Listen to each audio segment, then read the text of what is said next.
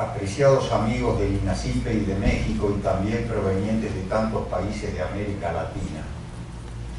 Estoy muy contento de participar una vez más en una actividad del INACYPE, instituto tan importante no solo para México, sino también para toda la región. La exposición que tengo a mi cargo reproducirá, actualizándolas, las conferencias que pronuncié recientemente en noviembre en la actividad de ALPEC que llevará a cabo en la Universidad de Río de Janeiro y en el Congreso de la Sociedad Mexicana de Criminología en Puerto Vallarta. Conferencias en las que trato de contribuir a echar luz sobre el delito en nuestra región y específicamente sobre el homicidio. Como podremos ver, la realidad criminológica no ha cambiado en la región y se acentúan en cambio las tendencias que entonces observábamos. Por otra parte, incursiono en esta oportunidad en el excelente trabajo que está haciendo Ecuador en materia de prevención y reducción de la criminalidad. Un ejemplo que considero que también es muy útil para otros países hermanos y por qué no también para otros países en otras regiones del mundo. El título de la conferencia que tengo a mi cargo es concreto y desafiante. ¿Es posible reducir las tasas de homicidio en América Latina? Igual de concreta y desafiante es la respuesta. Sí se puede, aunque por lo general los resultados difícilmente se verían en el corto o mediano plazo. Los homicidios, como el delito en general, son un fenómeno social y para reducirlo hay que actuar sobre las variables que inciden en él. La reacción más frecuente ante el homicidio y ante los delitos en general es endurecer las penas y aumentar la justicia penal. Pero la justicia penal actúa siempre a posteriori de la comisión de los delitos y está comprobado que su efecto disuasorio es mínimo. Siempre será positivo promover una justicia penal garantista, rápida, sin impunidad para los delitos graves, con penas sensatas y prudentes e inclusive severas en los casos en que corresponda. Pero si además de castigar el delito queremos reducirlo, paralelamente a la justicia penal tendremos que promover políticas y acciones sociales que corrijan los factores que la originan. Y estas son, por lo general, políticas y acciones con efectos en el mediano y el largo plazo. Aunque esto último no es necesariamente así si trabajamos con empeño en corregir los factores sociales que originan la criminalidad, como espero que podamos verlo. No se sorprendan de que tome mucha agua, que debo tomar por las píldoras que tomo, ni tampoco se angustien creyendo que me la voy a tomar toda. Tengo entendido que hay varias botellas.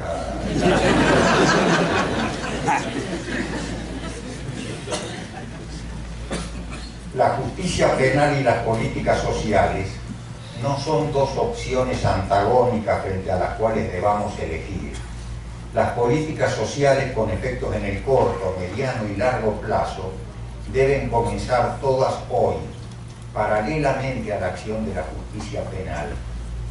De otro modo, no logramos modificar la realidad y nos encontramos siempre, década tras década, ante el mismo grave problema en materia de criminalidad y de justicia penal. Trataré de desarrollar esto en el tiempo del que disponemos. En lo que sigue mi exposición tendrá tres partes. Una primera presentando el estado de situación de la criminalidad en nuestra región de América Latina, específicamente el estado de situación de los homicidios. Otra segunda, exhibiendo la correlación que existe entre determinados factores y la criminalidad. Esta segunda parte es importante porque decía que si queremos modificar la realidad hay que actuar sobre estos factores o variables. Y a ello se referirá la tercera parte de nuestra exposición. América Latina es una región muy extensa, con numerosos países que aunque tienen muchas similitudes, tienen también particularidades. Ustedes, los mexicanos y mexicanas, con conocimiento de su propia realidad, podrán decirme en qué medida el análisis regional que haré puede ser válido para su país. Y lo mismo digo para las compañeras y compañeros de tantos otros países de la región que se encuentran en esta sala, y también de fuera de la región, que tenemos varios. Continuemos entonces con la primera parte. La investigación criminológica indica que la violencia y la criminalidad, tanto la criminalidad ordinaria o convencional como la no convencional, criminalidad de mercado, compleja o transnacional organizada, como la llama la Convención de Palermo, que ha sido motivo de críticas, son muy altas en América Latina y el Caribe, y que las tasas de homicidio serían las más altas del mundo. A pesar de sus imperfecciones, las tasas de homicidio son el indicador más riguroso respecto de lo que pasa en materia de violencia y criminalidad en todos los países, y son esenciales en la criminología comparada.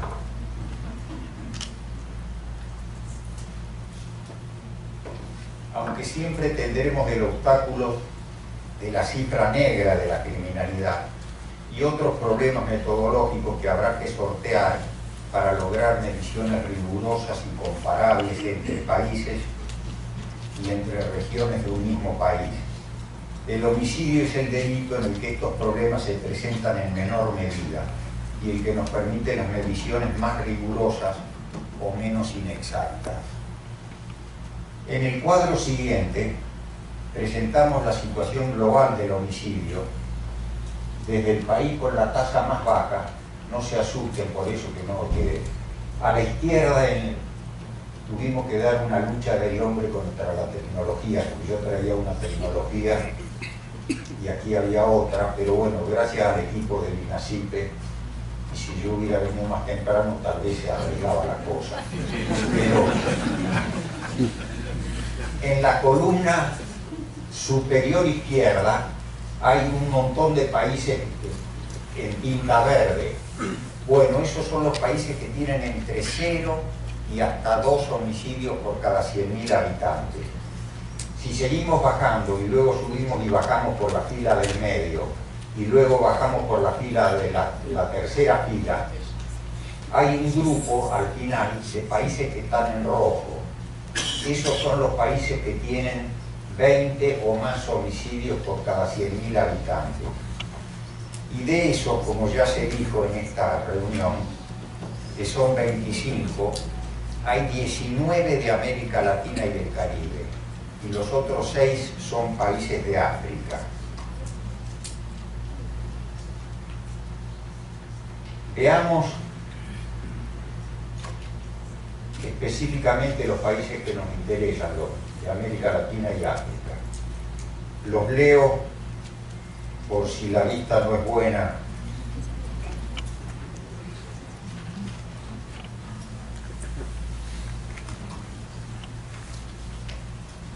Montserrat, Dominica, México, Santa Lucía, República Dominicana, Ruanda, Brasil, San Vicente y las Granadinas, Puerto Rico, República Democrática del Congo, Trinidad y Tobago, Bahamas, Colombia, Sudáfrica, San Kitts y Nevis, Eswazilandia, Lesoto, Jamaica, Guatemala, El Salvador, Belice, Islas Vírgenes, Venezuela y Honduras.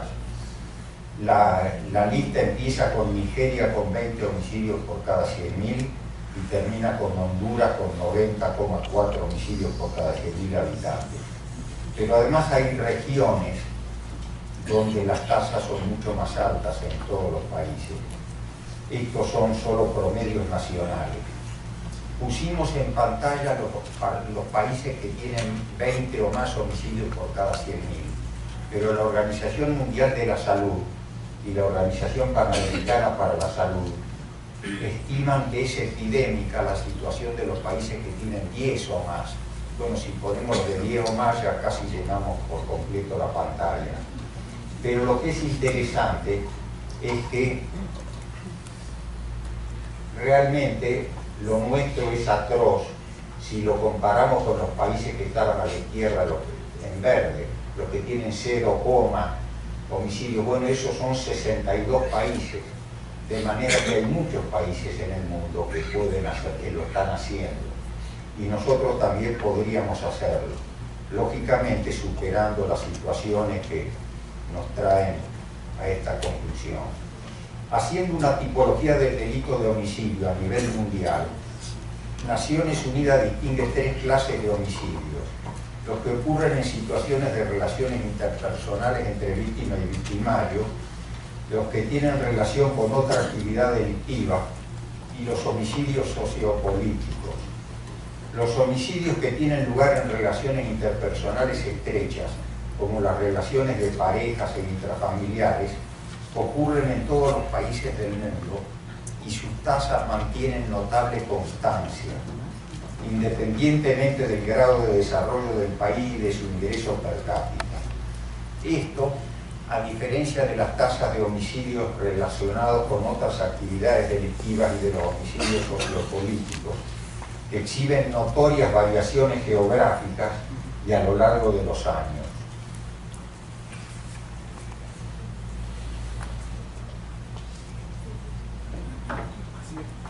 Les reitero, no me la voy a tomar toda.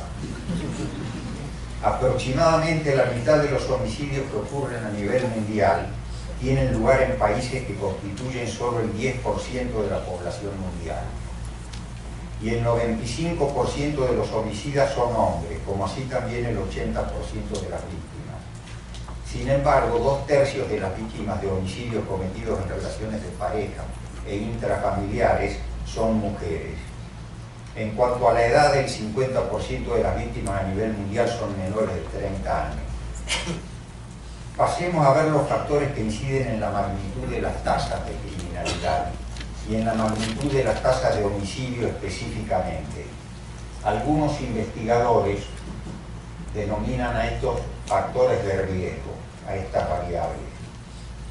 Los factores o variables que intervienen en la comisión de cada delito y en cada homicidio pueden ser múltiples: psicológicas, educacionales, familiares, sociales, de género, demográficas, relativas a los diversos grupos etarios, ocasionales o circunstanciales, culturales, económicas, etc. Por ello suele decirse que el delito es un fenómeno multifactorial. Pasemos revista muy rápidamente a algunas correlaciones entre los homicidios y determinados factores o variables, deteniéndonos un poco más en las dos primeras correlaciones que vamos a ver, porque verán que son muy importantes. En ciencias sociales, correlaciones como las que vamos a ver se suelen denominar leyes sociológicas. Cada vez que aparece A, aparece también B. Más inequidad en la distribución del ingreso entre países, igual a más delito y a más delito de homicidio. En el curso de las dos últimas décadas se produjo una investigación muy rigurosa que verifica que el aumento del delito y específicamente el aumento de los homicidios tiene fuerte correlación con el aumento de la inequidad en la distribución del ingreso entre países y al interior de los países. Comencemos viendo la correlación entre el homicidio y la distribución del ingreso entre países. Vamos a ver tres gráficos muy interesantes que exhiben a lo largo de 35 años la relación que existe entre la categorización de los países según su ingreso, que tomamos del Banco Mundial, y las tasas de homicidio que tomamos de la Oficina de Drogas y Criminalidad de Naciones Unidas. Bueno, les voy a explicar también esto que no podemos ver, lamentablemente, pero bueno. Por la mitad del triángulo que se forma y el gráfico en la pantalla, hay una barrita en rojo que es 6.1 homicidio, que es la tasa promedio mundial. No la puedo marcar porque este marcador,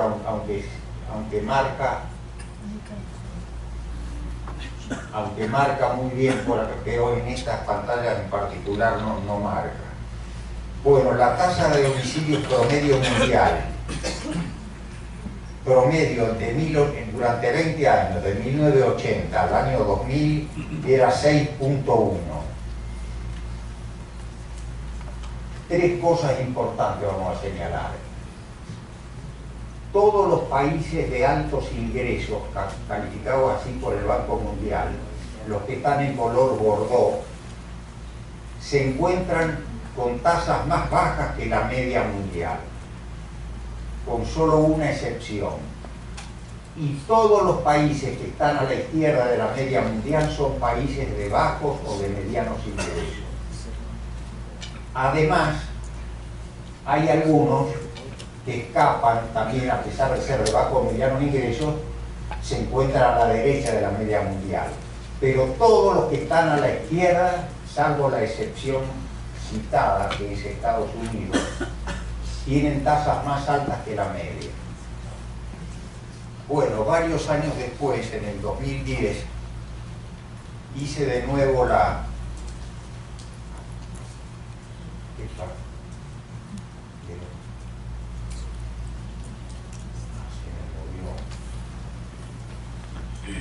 No, ya está, yo lo arreglé. Bueno, hice de nuevo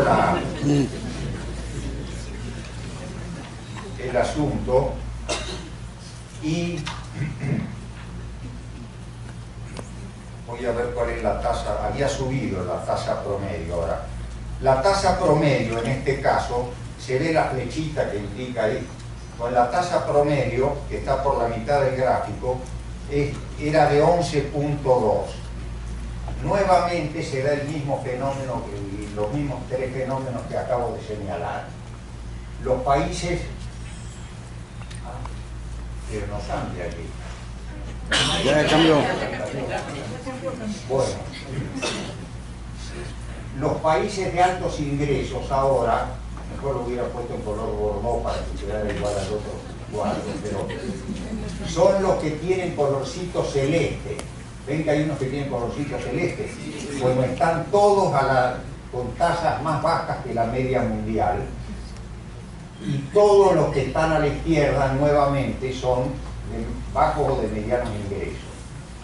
Lo que cambia también es que ya Estados Unidos pasó un poco más para la derecha, aunque sigue siendo dentro de su grupo de países el que tiene la tasa más alta. Y en lugar de Estados Unidos, que estaba a la izquierda de la media, ahora lo tiene la Unión, no la Unión Soviética, la Federación Rusa.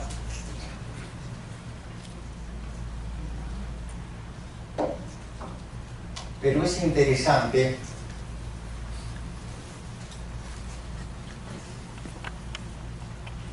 bueno, y en el 2014, en el 2013 quiero decir, hice de nuevo la cosa para ver, porque lo interesante de hacerlo 3 veces y que dé lo mismo a lo largo de casi 40 años es que la solidez de las conclusiones que se sacan, porque se ve que no es un accidente que ocurre por un año y que después sale. Nuevamente, las 3 cosas que dije se mantienen idénticas. Es interesante el caso de los dos grandotes de la comunidad internacional de países que andan siempre diciéndole a todos los otros países lo que hay que hacer y cómo hay que hacerlo, pero son los que tienen las tasas más altas dentro de su respectivo grupo de países. Y así como existe una distribución inequitativa del ingreso, que harto se explicó en estas reuniones de la mañana y la tarde, por lo que vemos, por la distancia entre países, podríamos decir que existe una distribución inequitativa de la criminalidad entre los países de altos ingresos y el resto del mundo. Segunda correlación: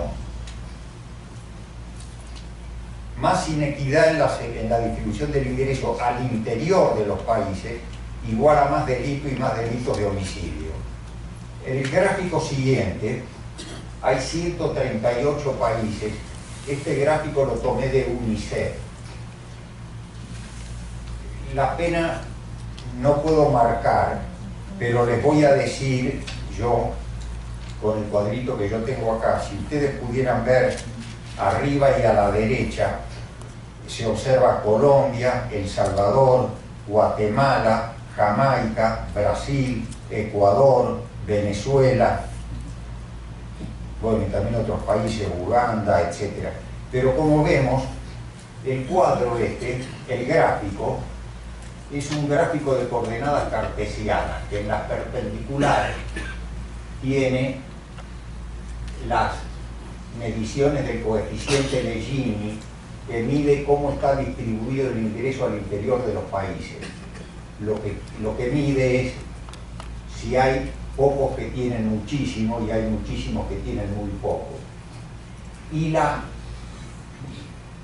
no sé qué me pasó. Bueno, pero tenemos que retroceder a la transparencia anterior. ¿Se puede retroceder a la transparencia anterior? Porque desde acá veo que no se mueve allá. ¿Eso me lo están moviendo desde allá? Cosa de brujas. Pero tendríamos que mostrar la transparencia que correlacionaba la identidad de la distribución del ingreso con los homicidios, la que estaba antes de esto. Bueno. Bueno.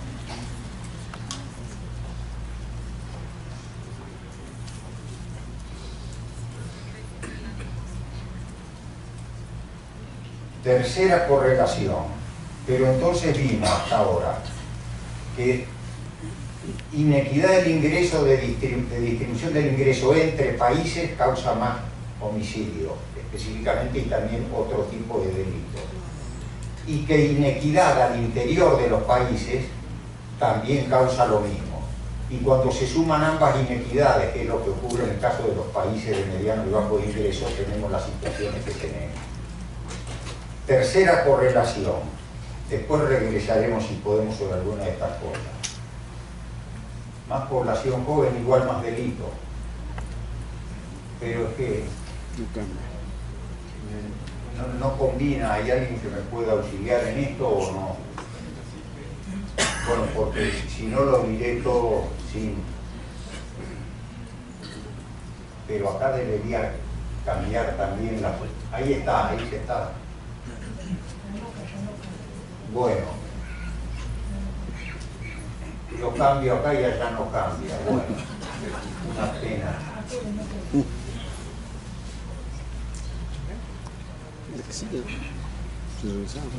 Falta otra, es la tercera, otra Filipina más. Bueno, si no, más población, no miremos la pantalla por el momento. Tercera correlación. Más población joven es igual a más delitos. Aquí en México, en Suecia, en la China o en Japón o en Guatemala. Si hay más menores de edad, si hay más población joven, hay más delitos, porque los jóvenes son más bochincheros, hacen más líos, pero eso es así. Y por eso tenerlos ocupados en actividades productivas que los enriquezcan espiritualmente, que les den conocimiento y los capaciten para el trabajo es muy importante. Pero si los tenemos como los tenemos en gran medida en todos los países, lo que tenemos es más delito. Pero insisto, esto está en los manuales de criminología desde hace mucho tiempo. Más ocio en la población joven, ¿dice más ocio en la población joven? Sí. Definido como tiempo fuera de la familia y de la escuela es igual a más delito. Y sobre todo también más criminalización de jóvenes excluidos y de clase baja. Y nuestros países de América Latina tienen altísimos porcentajes de menores de edad fuera de la escuela. UNICEF, UNESCO, CEPAL y otros organismos alertan constantemente sobre ello.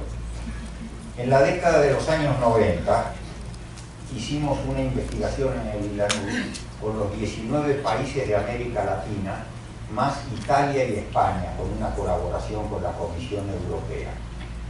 Y verificamos que en Italia, en El Salvador, en México, o en España, o en cualquier otro país, y suponemos que la afirmación muy probablemente sería válida para todos los países del mundo. Más menores de edad, menor tiempo de estudio, más delito. Y verificamos que tanto en Italia como en España, como en los 19 países que estudiamos de América Latina, los menores de edad encerrados por la justicia penal juvenil tenían entre 3 y 5 años de retraso escolar. Pero los 3 y 5 años, entre los 3 a 5 años de retraso escolar, eran solo un indicador entre muchos otros que también medimos, que verificaban que eran menores de edad pertenecientes a la clase baja, a los excluidos hoy en día. La única diferencia que había es que como Italia o España son poblaciones mucho más envejecidas, mientras que nuestra región es una región de población joven, con la excepción solo de Cuba y Costa Rica, perdón, Cuba y Uruguay, que son las que tienen las poblaciones más, las pirámides de población más ancianas de la región. Entonces, como los países de Europa tienen población más envejecida y tienen menos menores de edad, había menos en cifras absolutas. En cambio acá hay un montón, porque es una población joven, pero el fenómeno es exactamente el mismo.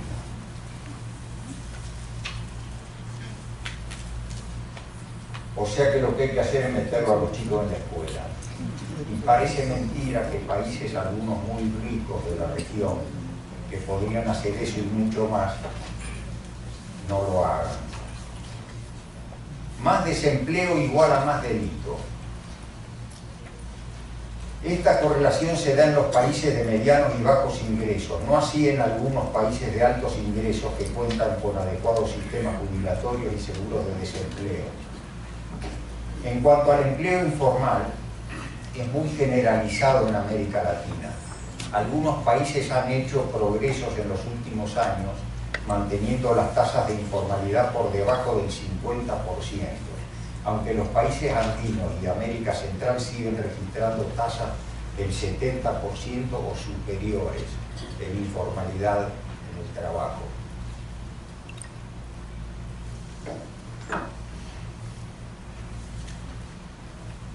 Más urbanización igual a más delito. ¿Dirá eso en la pantalla acá? Sí. Bien, bravo, vamos. Bien. Cuando se analizan las tasas de criminalidad de cualquier país del mundo, se observa que las tasas globales tienen determinada magnitud, que casi siempre es superada por la magnitud de las tasas de los mismos delitos que ocurren en los centros poblacionales de mayor número de habitantes. En los últimos 50 años la tasa de urbanización de América Latina pasó de 49% al 82%. O sea que tenemos sociedades esencialmente urbanas. Al obtener esta correlación, es importante hacerlo tomando en cuenta la integralidad de las unidades geográficas urbanizadas. Lo que nos decían esta mañana respecto de los estudios del homicidio que se hicieron en la ciudad de Buenos Aires. Si tomamos a veces solo el casco de la definición legal de determinado municipio y no incluimos las villas miserias o los que suelen estar en las periferias, y, bueno, el resultado que nos da es distinto.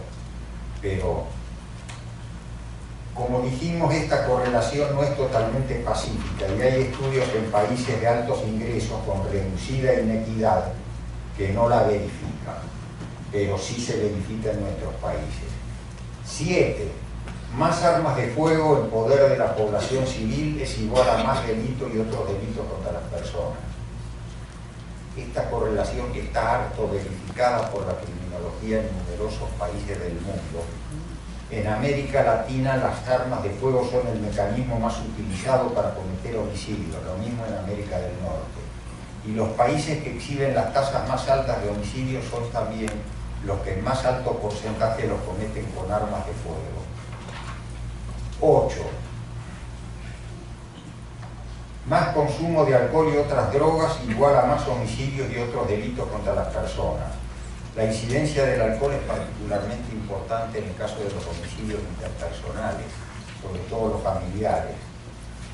A la información de las correlaciones anteriores, tendríamos que agregar que la violencia del delito y sus altas tasas de homicidio se ven multiplicadas por las políticas criminológicas, también violentas, cuyo principal exponente es la llamada guerra a las drogas y al delito, que ha ido transformando efectivamente la región precisamente en un campo de guerra, con la traslación geográfica del delito y con la omisión de un enfoque integral del problema. Es importante tener en cuenta que la presencia de las variables que estamos analizando no se da aisladamente, sino en interacción entre sí, lo que potencia sus efectos negativos. En toda la geografía regional encontramos numerosos grupos de población joven, en ciudades con alta concentración urbana, fuera de la familia o fuera de la escuela, o fuera de ambas, en situación de desempleo, en sociedades con alta inequidad en la distribución del ingreso, en situación de infraconsumo con necesidades básicas insatisfechas, con fácil acceso al consumo de alcohol y otras drogas ilícitas o involucrados en su producción o distribución, con fácil acceso a armas de fuego. En definitiva, encontramos numerosos grupos de población expuestos a un cóctel fatal de factores negativos correlacionados con el delito. Es también un caldo de cultivo muy propicio para el desarrollo de formas no convencionales de criminalidad transnacional, tráfico de personas, tráfico de migrantes, tráfico de drogas, tráfico y proliferación de armas, legitimación de capitales y otras formas de criminalidad económica. En mayor o en menor medida, todos los países de América Latina tienen una experiencia dolorosa en esto. Entre todas las variables que hemos pasado revista, prestamos especial atención a las dos primeras, a la inequidad entre países y a la inequidad al interior de los países. Pero la distribución del ingreso es una variable que tiene la particularidad de interrelacionarse e incidir sobre muchas otras, las que por su parte también inciden sobre el delito. UNESCO y UNICEF nos explican que a mayor inequidad en la distribución del ingreso, peor educación, sobre todo para determinados grupos sociales. La Organización Mundial de la Salud y la OPS nos explican que a mayor inequidad en la distribución del ingreso, peor salud, sobre todo para determinados grupos sociales. Hábitat nos explica que a mayor inequidad en la distribución del ingreso, peor situación en materia de vivienda y asentamientos urbanos. La Organización Internacional para las Migraciones nos explica que a mayor inequidad en la distribución del ingreso, más migraciones hacia los países y regiones que ofrecen trabajo y condiciones adecuadas de vida y que se mueren ahogados en los océanos o que mueren en los desiertos que separan a México de Estados Unidos. Yo recuerdo, bueno, y esto ustedes lo conocen mucho mejor que yo, pero a mí la anécdota me impactó muchísimo. Estando en Baja California, estaba el muro allí, y entonces estuve ya de esto hace varios años, y había como una pizarra que habían hecho en el muro, que decía 3.600 no sé cuánto. Entonces yo pregunté, ¿estos quiénes son? ¿Los muertos en el desierto, o los que los cazan, los degenerados que se dedican a cazar migrantes? Dice, esto es a todo lo largo de la frontera. Y dice, no, estos son los de aquí nomás. Hábitat nos explica que a mayor inequidad en la distribución del ingreso, peor situación en materia de vivienda y asentamientos urbanos. La Organización para las Migraciones nos explica lo que acabo de decir. La Organización Internacional del Trabajo nos explica que a mayor inequidad en la distribución del ingreso, peor situación en materia de relaciones laborales, con más desempleo y más trabajo informal. Y por su parte, la información de la Oficina de las Naciones Unidas contra la Droga y el Delito e ILANUD verifican que a mayor inequidad en la distribución del ingreso, tanto entre países como al interior de los países, tenemos como resultado tasas más altas de homicidios y de delitos contra la propiedad. Como vemos, La investigación criminológica ha venido encontrando factores o variables fuertemente asociados a las tasas de delito, factores que si se incide sobre ellos reduciéndolos, se reduce también la frecuencia de los delitos asociados a ellos. Para la tarea de prevenir y reducir el delito y para el trabajo social en general, la importancia de identificar los factores de riesgo es que estos se encuentran más cerca de las posibilidades de acción de algunas instituciones y actores sociales, gubernamentales y no gubernamentales, que si trabajan con inteligencia, vocación y con los recursos necesarios, pueden lograr en alguna medida reducirlos y reducir también la violencia y el delito que tienen por relación con ellos. Nos referimos a la labor de maestros y maestras, trabajadores y trabajadoras sociales, funcionarios y funcionarias de los ministerios de bienestar social, salud, trabajo, a la labor de la policía comunitaria o de proximidad y a la de los operadores y operadoras de los sistemas de justicia penal en general, policías, fiscales, defensores, jueces, penitenciaristas.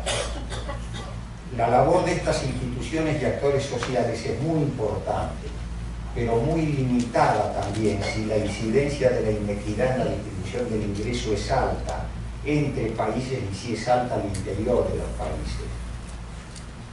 Ya dijimos que los análisis del Banco Mundial, de PNUD y de CEPAL indican que América Latina es la región del mundo con mayor inequidad en la distribución del ingreso. Pero hay algo más grave. La inequidad, también por las cifras del Banco Mundial, ha venido creciendo desde el siglo XIX, de manera constante, hasta la actualidad. De manera que no es un fenómeno que se haya estabilizado, ni que vaya en retroceso, es un fenómeno que va creciendo. O sea que la tendencia mundial no es hacia la reducción de la inequidad, la tendencia es hacia mayor inequidad entre los países de altos ingresos y el resto del mundo y al interior de los países. Y aquí ocurre una especie de ley sociológica de la sociología y de la economía, que observamos que cuanto más hay para repartir, el reparto es más equitativo, pero cuanto menos hay para repartir, el reparto es más inequitativo, más injusto. Esto va contra las leyes de la lógica, del sentido común, pero es así.